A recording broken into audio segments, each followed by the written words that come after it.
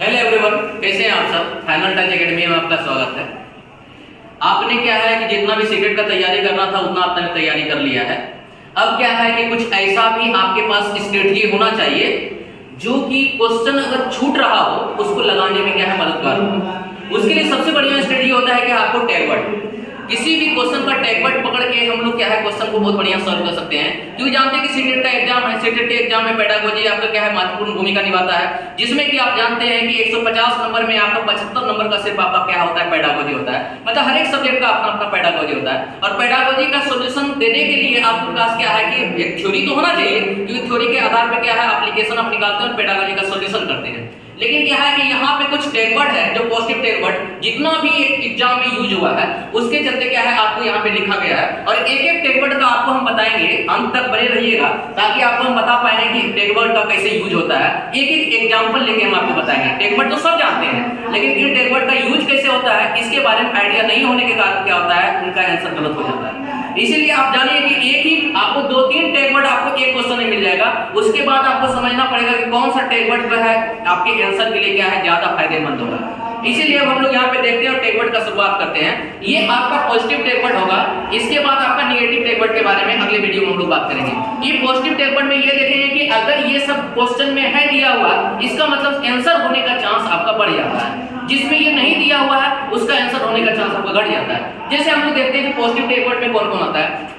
सबसे पहले आता है आपका अनुभव। अनुभव का मतलब क्या है कि अगर ये बालक के अनुभव का बात करें, यहाँ टीचर के अनुभव का बात नहीं हो रहा है, यहाँ पे हो रहा है बालक के अनुभव का बात। अगर किसी क्वेश्चन में बालक के अनुभव को जोड़ने का बात किया गया है या बालक के अनुभव का बात किया गया है तो वो आपका आंसर हो जाएगा पेडागोजी में। दूसरा है कि पूर्व ज्ञान। यहाँ पे पूर्व ज्ञान बालक का कहा जा रहा है कि बालक जो सीख के आया है पहले से अगर उसको स्कूल में भी उसके ज्ञान को जगह मिले इसका मतलब कि उसके ज्ञान को और बढ़ावा मिलेगा। मतलब बालक अपने आप को निष्क्रिय नहीं समझेगा, बालक को क्या है उसमें और मन लगेगा, रुचि लगेगा। इसलिए बालक के पूर्व ज्ञान अगर जहां क्वेश्चन में रहे वहां पे आपका आंसर बन जाएगा। तो क्वेश्चन में डायरेक्ट पूर्व ज्ञान ना देके यहाँ पे बोलेगा कि बालक ये सीख क्या है, इसका मतलब बालक के पास जो भी ज्ञान है वो अगर पूर्व में उसके पास हासिल किया हुआ है, अगर उसके बारे में कहीं भी क्वेश्चन में भनक मिलता है तो वो आपका क्या है पेडागोजी का आंसर हो जाएगा। दूसरा क्या है बहु ज्ञान इंद्रियां। मतलब कि ज्ञान इंद्रियों का जितना ज्यादा यूज हो बच्चा उतना ज्यादा क्या है ज्ञान को परमानेंट तरीका से सीखेगा।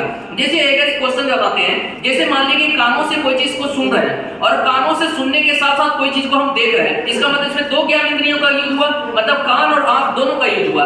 बताइए इसका मतलब जिसमें आपका 2 ज्ञान इंद्रियों का यूज होगा वो ज्यादा एक तरह से क्या है परमानेंट नॉलेज देगा। इसलिए यहाँ पे लिखा है बहु ज्ञान इंद्रियां। इसका मतलब ज्ञान इंद्रियां मेरे पास कितना होता है, एक तो आपका क्या है कि 5 होता है जिसको बोलते हैं आंख, कान, नाक, जीभ और त्वचा। जितना ज्यादा ज्ञान इंद्रियों का यूज होगा उतना ज्यादा आंसर आपका बनने का चांस होगा। तीसरा बोलते हैं भ्रमण। भ्रमण में क्या होता है कर्मेंद्रियां, मतलब कि ज्ञान इंद्रियों के साथ कर्मेंद्रियों का भी प्रयोग होता है। जैसे क्या है कि आप कहीं पे घूमने के लिए जाते हैं, जैसे क्या है पार्क वगैरह है, तो पार्क वगैरह में घूमने जाते हैं तो वहां पे क्या है हाथ से पैर से चल के जाते हैं और ज्ञान इंद्रियों का प्रयोग होता है। इसका मतलब जब चीजों में क्या है कि कर्मेंद्रियां और ज्ञान इंद्रियां मिल जाए तो उसको बोलते हैं हम लोग भ्रमण। तो भ्रमण क्या है एक पॉजिटिव टैग वर्ड होता है क्योंकि यहाँ बच्चा क्या है अपने अनुभव के माध्यम से गतिविधि के माध्यम से सीखता है। अवसर कहने का मतलब कि कोई भी बच्चे को अगर ज्ञान देना चाह रहे हैं तो उसको एक खुला अवसर दीजिए, मौका दीजिए, ये ना कि टीचर होने के नाते आप उसका आंसर बता दीजिए। तो यहाँ क्या है अवसर देना या अवसर मुहैया कराना ये बहुत ज्यादा इंपॉर्टेंट हो जाता है। ये आपका पॉजिटिव टैग वर्ड है। लचीलापन कहने का मतलब कि आप में कोई भी अगर क्लास में नीति है या शिक्षक को पढ़ाने का तरीका है वो अटल नहीं होना चाहिए, वो फिक्स नहीं होना चाहिए, मतलब कि बालक के अनुसार वो तरीका में चेंजिंग होना चाहिए। इसीलिए यहाँ पे बोलते हैं लचीलापन। लचीलापन पढ़ाने में हो सकता है, लचीलापन पाठचर्या में हो सकता है, लचीलापन आपका खेलने में हो सकता है, लचीलापन क्या है आपको सिखाने में हो सकता है, लचीलापन उदाहरण देने में हो सकता है, इसका मतलब कि समय सारणी में हो सकता है। बहुत तरह का लचीलापन है। तो लचीलापन एक बहुत ज्यादा पॉजिटिव टैग वर्ड है जिसको बोलते हैं फ्लेक्सिबिलिटी। उसके बाद होता है गतिविधि। गतिविधि करने मतलब क्या है कि जब बच्चा कोई क्रिया करता है, गतिविधि मतलब क्या है एक्टिविटी। जब बच्चा कोई क्रिया करता है तो क्रिया के माध्यम से अगर कोई चीज को सीखता है इसका मतलब उसमें बच्चे में मन लगता है, तो इसलिए गतिविधि आपका क्या है पॉजिटिव टैग वर्ड हो जाता है। जैसे करके सीखे मतलब कि लर्निंग बाय डूइंग। अगर किसी क्वेश्चन में दिया हुआ है कि बच्चा खुद से करके सीख रहा है, लर्निंग बाय डूइंग है, इसका मतलब वो ज्यादा और पॉजिटिव टैग वर्ड है। इसका मतलब ये भी आपका पॉजिटिव टैग वर्ड है। स्वतंत्र खोज करने का मतलब क्या है कि बच्चे को आप सामग्री दीजिए, परिस्थिति दीजिए और बच्चे को खोजने के लिए खुद से आप क्या करें तैयार कीजिए ताकि बच्चा उसका आंसर खुद से ढूंढ के लाए। तो स्वतंत्र खोज जो होता है, जो कि जीन पियाजे के बारे में क्या है, जीन पियाजे इसके बारे में क्या है, बहुत ज्यादा क्या करता है, एक तरह से क्या है, मोटिवेट करता है बच्चे को कि स्वतंत्र खोज को बढ़ावा मिले। तो स्वतंत्र खोज एक पॉजिटिव टैगवर्ड है।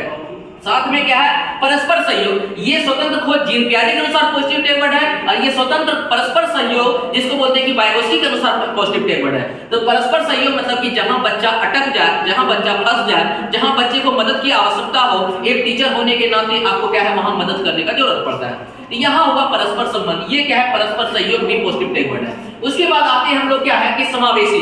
समावेशी मतलब क्या होता है कि सभी चीजों को मिलाकर पढ़ाना, किसी को अलगाव नहीं कर देना, किसी को अलग नहीं बैठाना, सबको क्लास में क्या है मिलाकर पढ़ाना, एक दूसरे से भेदभाव न करवाना, ये क्या है, समावेशी। इसका मतलब समावेशी जो शिक्षा होता है वो पॉजिटिव टैगवर्ड में आता है। व्यापकता। व्यापकता कहने का मतलब क्या है कि आप किसी बच्चे को और ज्ञान दे रहे हैं, तो ज्ञान में सिर्फ आप पढ़ाई मत दीजिए, पढ़ाई के साथ साथ क्या है उसमें क्या है, मानवता का भी विकास कीजिए, मतलब कि ह्यूमन नेचर का विकास कीजिए, व्यवहार का जन्म दीजिए। इसको बोलते हैं व्यापकता। मतलब कि व्यापकता जिस भी क्वेश्चन में रहेगा वो क्वेश्चन का आंसर आपका होने का चांस होगा। उसके बाद देखते हैं कि उत्साहित। उत्साहित करने मतलब क्या है, बच्चा बहुत ज्यादा क्या है, उत्साहित है। जैसे मान लीजिए अब यहाँ पे एरोप्लेन आया और एरोप्लेन को कभी हम नहीं देखे हैं, इसका मतलब देख के हमारे मन में उत्साहित होगा। इसीलिए बच्चे को जब भी आप कोई चैप्टर देते हैं और उससे बच्चे के मन में उत्साह भरा हुआ है, इसका मतलब ये पॉजिटिव टैगवर्ड है, क्योंकि बच्चा इसको सीखना चाहता है। तो उत्साहित जो होता है ये भी पॉजिटिव टैगवर्ड है। और साथ में प्रोत्साहित मतलब कि बच्चा कोई अगर काम कर रहा है तो बड़े होने के नाते या टीचर होने के नाते आपको क्या करना चाहिए, उस काम में बच्चे को और ज्यादा मदद करना चाहिए, मतलब उस काम को करने के लिए और देना चाहिए। इसको बोलते हैं प्रोत्साहित।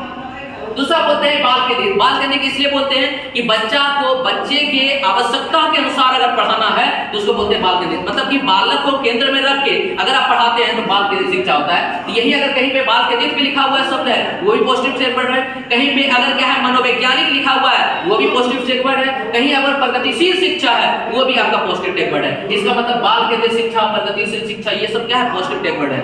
साथ में है नैतिक कहानियां। नैतिक कहानियां क्यों ज्यादा इंपॉर्टेंट हो जाता है, क्योंकि आप जानते हैं कि कोहलबर्ग का थ्योरी पढ़े होंगे, नैतिक सिद्धांत विकास का सिद्धांत। उसमें देखें कि नैतिक कहानियां मतलब कि बच्चे के व्यवहार में अगर चेंज लाना चाहते हैं उसको नैतिक महान लोगों की जीवनी सुनाना पड़ेगा, नैतिक कहानियां सुनाना पड़ेगा, मोरल स्टोरी में मोरल डिसीजन मेकिंग कैपेसिटी उसमें डेवलप करना होगा। इसको बोलते हैं नैतिक कहानियां। इसका मतलब नैतिकता का ज्ञान होना भी पॉजिटिव टैगवर्ड है, इसलिए बोलते हैं कि इसको जहां भी देखिए क्वेश्चन में उसको लगा सकते हैं। उसके बाद महान पुरुषों की जीवनी, मतलब एक पुरुष क्या है कि महान लोगों की जीवनी बताएं, ये भी नैतिकता के श्रेणी में आएगा। इसका मतलब कि जीवनी को बताना चाहिए कि आगे क्या किया है, ताकि बच्चे के मन में भी उत्सुकता डेवलप हो और वो भी वो चीज करना चाहे, वो बनना चाहे। जैसे क्या है सर्वांगीण। सर्वांगीण मतलब क्या है कि सर्वांगीण करने मतलब क्या, एक बच्चे के सभी अंगों का विकास। जैसे क्या है, बुद्धि का भी विकास करना है, जैसे हार्ट में भावना का भी विकास करना है और साथ में शरीर का भी विकास करना है। मतलब कि सर्वांगीण विकास जब करते हैं ये आपको बहुत ज्यादा पॉजिटिव टैगवर्ड हो जाता है। इसको बोलते हैं इंक्लूसिव डेवलपमेंट। सब में क्या है, अवधारणा या समझ, मतलब कि बच्चा को किसी चीज के बारे में अगर कॉन्सेप्ट क्लियर होता है, इसका मतलब क्या है, वो और ज्यादा उन चीजों को सीखना चाहता है, जिसको बोलते हैं समझ या अवधारणा, मतलब अंडरस्टैंडिंग। यहाँ भी ये क्वेश्चन आपको दिखेगा, मतलब क्या है शब्द, इसका मतलब ये पॉजिटिव टैगवर्ड है, वो आपका आंसर होने का चांस होगा। साथ में क्या है, व्यक्तिगत भिन्नता, जिसको बोलते हैं इंडिविजुअल डिफरेंसेस। अगर कोई बच्चा, हम जानते हैं कि किसी शब्द में लिखा हुआ है क्या, हर एक बच्चे में व्यक्तिगत भिन्नता है, इसका मतलब वो आंसर आपका बन जाएगा। क्यों, जानते हैं हर बच्चा एक दूसरे से भिन्न है, इसलिए व्यक्तिगत भिन्नता को एक गुण के रूप में लेना चाहिए, ना कि दोष के रूप में। उसके बाद आगे आते हैं समस्या समाधान। समस्या समाधान, क्योंकि हम जब बच्चे को पढ़ाते हैं तो मेरा मेन मकसद यही रहता है कि बच्चे पढ़ लिख के कलेक्टर बन जाए। कलेक्टर बनने के बाद क्या है कि जो भी जिंदगी में उसका समस्या है उस समस्या का समाधान कर पाए। इसलिए बच्चा अगर समस्या समाधान कहीं ऑप्शन में दिया हुआ है, ये आपका बहुत ज्यादा पॉजिटिव टैगवर्ड बन जाता है। उसके बाद सार्थक अधिगम, मतलब कि कहीं अगर सार्थक शब्द दिया हुआ है और अधिगम में जुट गया है, जिसका मतलब कि ये जो होगा पॉजिटिव टैगवर्ड होगा। इसीलिए सार्थक अधिगम मतलब क्या होता है कि बच्चे को जब सिखाना चाहते हैं वो सिखाने तक ही फिक्स नहीं रखेंगे, उसको क्या है कि व्यवहारिक जीवन में ले जाके उन चीजों का यूज करेगा। जैसे मान लीजिए हम जोड़ सिखाते हैं कि 2 जोड़ 2 4 होता है, तो बच्चे को अगर हम 4 रुपया दिए और 3 रुपये का सामान लाया है तो बच्चे ये बताएगा कि हमको लौटा के 1 रुपया मिलना चाहिए। इसको बोलते हैं व्यवहारिक जीवन में चीजों को लेके जाना। तो यहाँ पे क्या सार्थक अधिगम मतलब ये होता है कि अधिगम करने के बाद उन चीज का सार्थक में प्रयोग होना चाहिए। जैसे मतलब साइन थीटा कोस थीटा हम लोग सीखते हैं और साइन थीटा कोस थीटा का व्यवहारिक जीवन में यूज नहीं कर पाते हैं, इसका मतलब साइन थीटा कोस थीटा से सार्थक अधिगम नहीं है। सार्थक अधिगम मेरे लिए क्या है, भाषा है, क्योंकि भाषा के माध्यम से हम चीजों को बोलते हैं। तो सार्थक अधिगम वो देखिए व्यवहारिक जीवन, मतलब कि बच्चे को सिखाने के लिए अगर व्यवहारिक जीवन, ये व्यवहारिक जीवन का शब्द अगर लगाया जाए कि बच्चे के व्यवहारिक जीवन से जोड़ के सिखाते हैं, इसका मतलब कि व्यवहारिक जीवन जहां भी आ जाए बच्चे का वो आपका पॉजिटिव टेक वर्ड हो जाएगा। साथ में लोकतांत्रिकता, लोकतांत्रिक वातावरण का मतलब एक ऐसा वातावरण जो कि हर एक बच्चे को पूछने के, क्वेश्चन पूछने के लिए, अपने अभिव्यक्ति के लिए क्या है अवसर मिले, उसको बोलते हैं कि लोकतांत्रिक। लोकतांत्रिक क्या है, पॉजिटिव टेक वर्ड होता है, क्योंकि देखिए सरकार हम लोग का जो है देश कैसा है, लोकतांत्रिक देश है। इसका मतलब लोकतांत्रिक होना, इसका मतलब क्या है, प्रजा का शासन होना। इसीलिए वहां पे अगर स्कूल में लोकतांत्रिक हो जाएगा स्कूल, इसका मतलब हर बच्चा ही वहां का हेड होगा, ना कि टीचर हेड होगा। ये बताइए कितना पॉजिटिव टेक वर्ड है, बहुत पॉजिटिव टेक वर्ड है। साथ में देखेंगे संरचना, संरचना, रचना और ज्ञान का निर्माण, ये बहुत ज्यादा पॉजिटिव टेक वर्ड है आपका, क्योंकि संरचना या रचना मतलब होता है कि ज्ञान का निर्माण अपने अनुभव के माध्यम से करना। जहां ये शब्द दिख जाए आपको, संरचना या रचना या निर्माण, इसका मतलब वो पॉजिटिव टेक वर्ड होगा। साथ में देखिए सामूहिक कार्य, सामूहिक कार्य मतलब क्या है, एक समाज के रूप में, सहयोग के रूप में काम करना।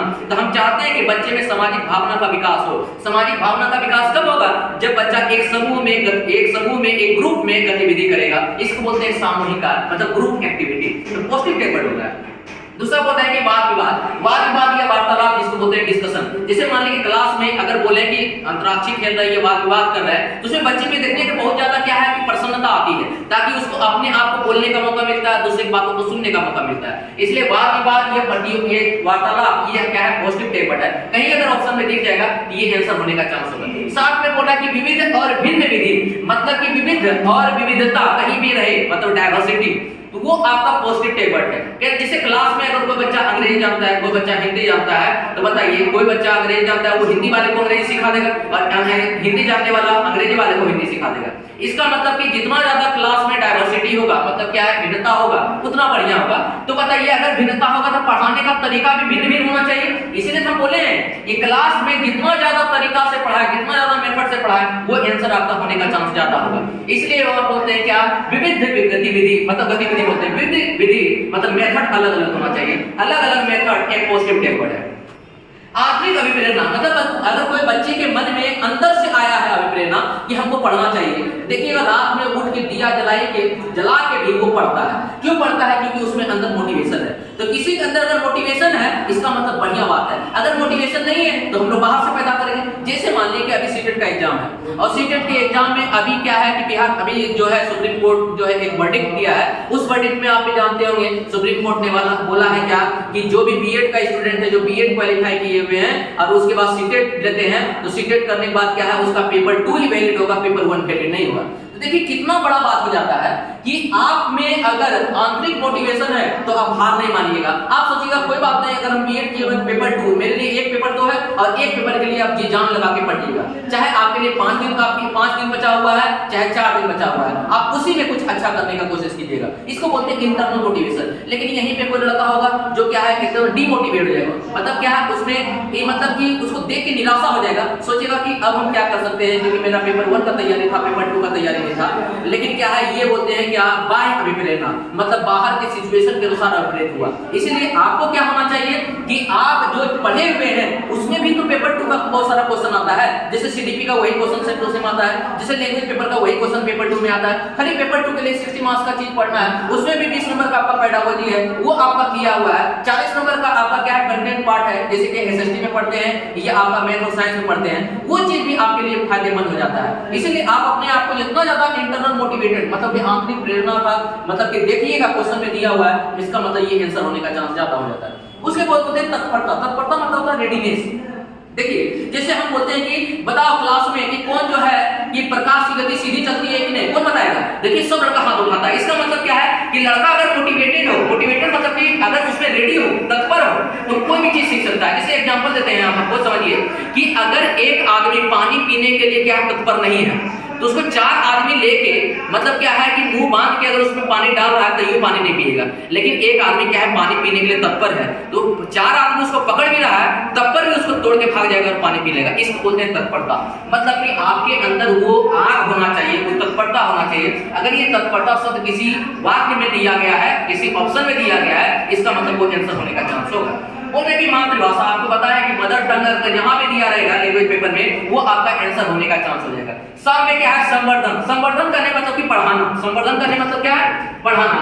अगर मतलब कि जो बच्चे में बढ़ावा दे, किसी चीज को बढ़ावा दे, जैसे मान ले कि मेरा कौशल है कि हम मेरा लीडरशिप का गुण है, और अगर कक्षा का वातावरण हमको लीडरशिप के लिए बढ़ावा दे रहा है, ये बढ़िया बात हुआ ना। जैसे मान लो कि मेरे अंदर क्या है मैथमेटिक्स का बहुत बड़ा चीज है, और वो क्या है कि हमको चेस खिलवा रहा है, हमको क्या है कंप्यूटर में कुछ पजल सॉल्व करवा रहा है, इसका मतलब मेरे दिमाग को और बढ़ावा मिल रहा है, उसको बोलते हैं क्या संवर्धन, बोलते हैं इनरिचमेंट प्रोग्राम।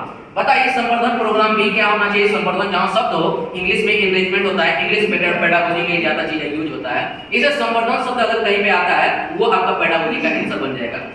उसके बाद आते हैं इधर, बोलते हैं कि सामाजिक अंतःक्रिया, सामाजिक अंतःक्रिया करने मतलब कि बच्चा अगर समाज से अंतःक्रिया कर रहा है, समाज करने मतलब एक टीचर हो सकता है, एक अभिभावक हो सकता है, माता पिता हो सकता है, जैसे उसका भाई बहन हो सकता है, चाहे उसका दोस्त हो सकता है, अगर समाज के साथ अंतःक्रिया कर रहा है, इसका मतलब वो अपने आप को व्यक्त कर रहा है, और जितना ज्यादा व्यक्त करने का अवसर मिले उतना ज्यादा आंसर हो जाएगा। मतलब सामाजिक अंतःक्रिया बहुत ज्यादा पॉजिटिव जो कि वाइगोत्स्की इसको क्या सपोर्ट करता है। अन्वेषण करने का मतलब क्या होता है, देखिए शब्द की वहां पे खोज लिखा हुआ नहीं रहेगा, आपको डायरेक्ट वहां शब्द दिया रहेगा अन्वेषण। अन्वेषण मतलब होता है इन्वेंशन, इन्वेंशन मतलब कि खोज करना। तो बताइए बच्चे को हम खुद खोज करने के लिए करते हैं, तो इन्वेंशन विधि ज्यादातर यूज होता है क्या मैथमेटिक्स में। जैसे मान लो कि हमने फॉर्मूला नहीं बताया और बच्चे को बोले क्या कि हम बताओ कि क्या है 11 गुना 12 का कुछ ट्रिक है क्या सॉल्व करने का, तो उसको खोजने का मौका दीजिए कि कोई हो सकता है क्या, क्योंकि 11 गुना अगर 13 दे दें फिर से ट्रिक के माध्यम से इसका सॉल्यूशन हो जाएगा। इसको बोलते हैं अन्वेषण विधि, मतलब कि बच्चे को खोज करने के लिए दीजिए। ये मैथ के पेडागोजी में ज्यादा आपको देखने को मिलेगा।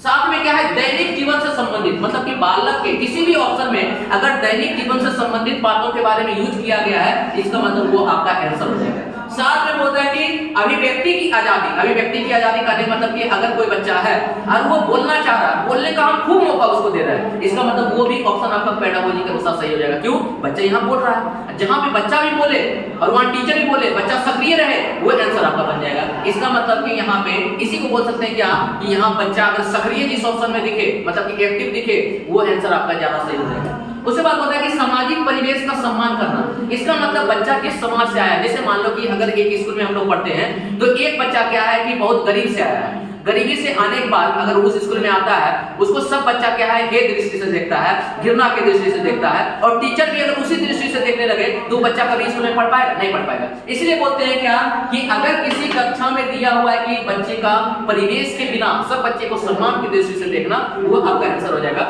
जो कि समावेशी शिक्षा में हमको दिखाता है।